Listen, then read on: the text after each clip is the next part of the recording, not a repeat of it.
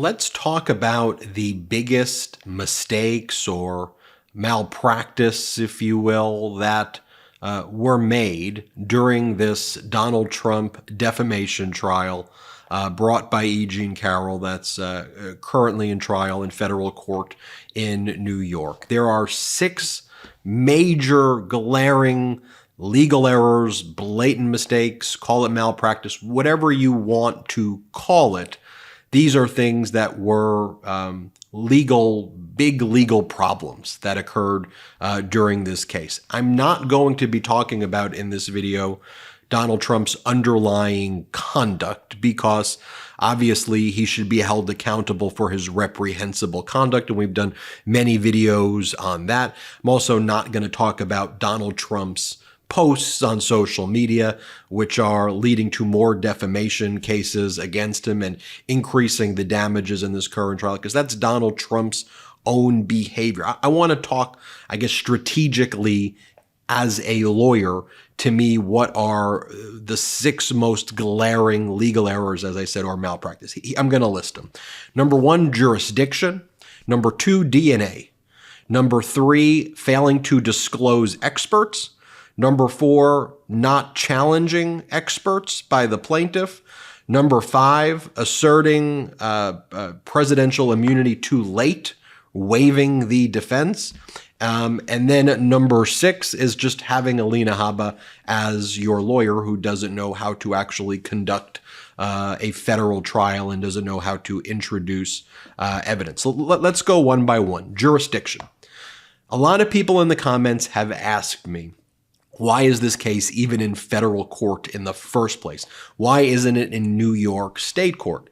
Well, that was one of the first legal errors by Donald Trump, or strategic errors, if you will, because it was actually Donald Trump and his lawyers that made the decision to remove this case from state to federal court. This case was initially filed in the New York trial court, which is the New York State Supreme Court. Their trial court is called the Supreme Court in New York.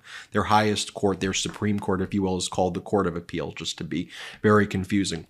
So there's 2 grounds to remove the case to federal court. The first would be what's called diversity jurisdiction. Donald Trump is from Florida.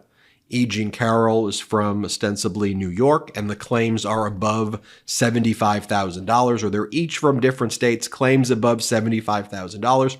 There's a federal statute called diversity jurisdiction, where you have that structure complete. It has to be complete diversity. If all of the plaintiffs, all of the defendants are from different states, and the damage is above $75,000 or more, it could be removed to federal court. But it was the decision of Trump and his lawyers to remove to federal court. So the judge that they whine about is the judge that they're responsible for getting, who, by the way, is a great judge, law and order, no nonsense judge, who's just, that's how Judge Kaplan is in every case. He's just no nonsense and following the law, and Trump just doesn't have facts or evidence on his side and is acting reprehensible. So that's why the judge is acting in a professional manner. The other way that this was brought into federal court, as well as the other E. Jean Carroll case, was because, well, with respect to this case that's now in trial, Donald Trump had the United States government substitute in place of Donald Trump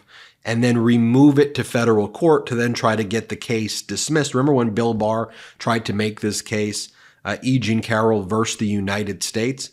It then also became a federal issue when the federal government tried to step in for Trump, got moved to federal court. The case gets assigned to Judge Kaplan. It goes through all the federal appeals, and then it goes back to Judge Kaplan, who has the case right now. But it was originally filed in state court. Trump removed it to federal court. Under both of those, theories is why the case would then go to federal court. So then when E. Jean Carroll filed the other defamation case against Donald Trump, by that time, Trump was living in Florida, so that you now have diversity jurisdiction. That's the one that went to trial back in May, where E. Jean Carroll won, and the jury found that Trump had raped her and that Trump had defamed her. That case then becomes a related case with the other case that was filed first from 2019 that's now in trial, and then both of those cases go before Judge Kaplan. So Trump is the reason why he's in front of Judge Kaplan, who he complains and whines about. So to me, that's mistake number one, and I hope that answers your question. Why is this case in federal court? Number two, DNA.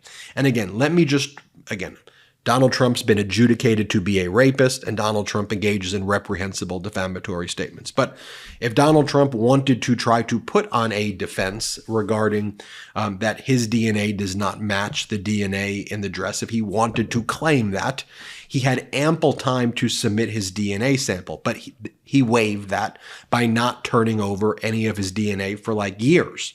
And then right before the other trial that went in May, Donald Trump, through his lawyers, wrote like a brief about, hey, we want to cut a deal with E. Jean Carroll. If they turn over the lab reports on the DNA, then we'll give the DNA. But first you have to give us the lab reports.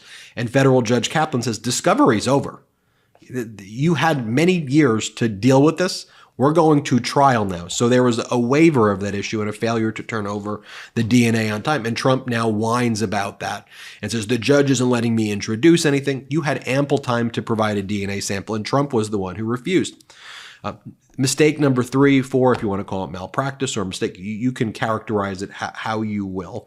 And people may have different opinions on this, but not disclosing experts on time and having one of your experts disqualified because the expert report was flawed and failed. That's why Trump doesn't really have any experts who can testify, because Trump failed to disclose experts on time. And then even with this new trial, which Donald Trump could see that federal Judge Kaplan excluded his other expert, Trump could have tried to put some new expert who just follows the rules about what experts are permitted to testify about. Like, experts can't testify to the ultimate facts of a case, but the expert, if they have a unique knowledge, the same way E. Jean Carroll's experts are talking about reputational damage, Donald Trump could have experts who similarly talk about reputational damage and the proliferation of these posts, and could provide an expert report on it. Now, you could say, even if Donald Trump hired an expert, would that have helped him? We'll save that debate for another day, because it's the failure to disclose. Trump then tried to disclose a new expert on the eve of this trial, but they waived the deadline. I mean, we can say in the New York Attorney General civil fraud case against Donald Trump, Trump had an expert who he paid $1 million from his PAC. And the judge in Goron said, your expert has zero credibility by trying to basically cast all of the fraud as errors. And all your expert showed is that experts are willing to testify to anything in order to make money. But Trump at least had the ability to put an expert in so that there would be someone testifying on his behalf. Number 4, not challenging E. Jean Carroll's experts. Again, would Trump have lost if he challenged E. Jean Carroll's experts on time? Perhaps. But Trump waived all of the dates and deadlines, or the majority of them. So he wasn't even able to challenge the expert at the appropriate time. And Judge Kaplan's like, too late. You've now waived the ability to challenge this, challenge this expert. Okay. Number 5, because this E. Jean Carroll trial relates to statements that were made when Donald Trump was in office, statements from 2019, Donald Trump could have at least asserted the affirmative defense of absolute presidential immunity. And he could have argued, hey, look, the statements were made during press conferences and press statements while Donald Trump was in office. And while these statements may be reprehensible that he made, they fall within the outer perimeter of presidential authority, not because of what the statements specifically state, but because it involves press conferences and statements to the press in his official duties. They could have at least made that argument, but for over 3 years, Donald Trump and his lawyers never even asserted presidential immunity. What's different between, you go, well, Ben, you've said before that you don't believe Trump has presidential immunity in criminal cases, so why are you saying he could at least assert it here? Well, this is a civil case, right? It's a civil defamation case. I've been arguing that Trump should not have it in federal criminal cases. And that's what ultimately what federal judge Tanya Chutkin found, because that always falls outside the outer perimeter of official authority. And then if you go to the DC Circuit Court of Appeals Blassingame decision, what they found was because Trump was involved in campaigning and election activity, that's outside the scope of what presidential authority is, because that's not what Article 2 powers are. But perhaps in this civil case, Trump's lawyers, if they were decent lawyers, and it's too late for them to do this now, so I'm not giving them any information, they would have said, don't look at the content of his words, which are reprehensible in defaming E. Jean Carroll. It was a press conference from the press room or while he was in his official capacity, so therefore absolute presidential immunity to apply. That's why he could at least have made the argument. But Alina Haba never even asserted it as an affirmative defense. And if you want to know, well, Ben, is it difficult to assert absolute presidential immunity as an affirmative defense? No, it's super easy. You would just put one sentence in a filing. Donald Trump hereby asserts absolute presidential immunity, and then you would preserve it. They did not write that one sentence. So if you want to call that an error or malpractice or stupid, whatever you want to call it, but that's just the reality of the situation. And then number 6, having Alina Haba as the lawyer. Obviously, she doesn't know how to enter. She doesn't know how to do the basics of trial work. She doesn't know how to enter exhibits, mark exhibits, show a witness exhibits, establish a foundation to ask questions. You ask the witness, can you review it? Your Honor, it's Exhibit 57. We'd like to move to publish this before the jury. Is this a document that you recognize? And then ask questions on the document. I mean, some basic stuff like that. And she's just not a competent lawyer, is what's been demonstrated, at least at trial.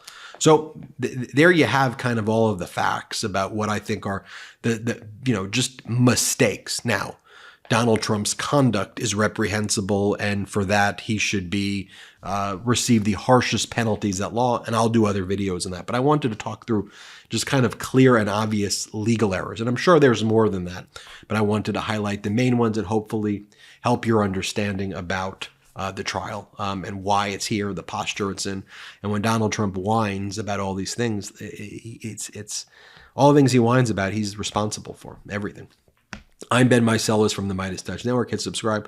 We're on our way to 2 million subscribers thanks to your support. And check us out at patreon.com/MeidasTouch and have a great day. Hey, Midas Mighty. Love this report? Continue the conversation by following us on Instagram at MeidasTouch to keep up with the most important news of the day. What are you waiting for? Follow us now.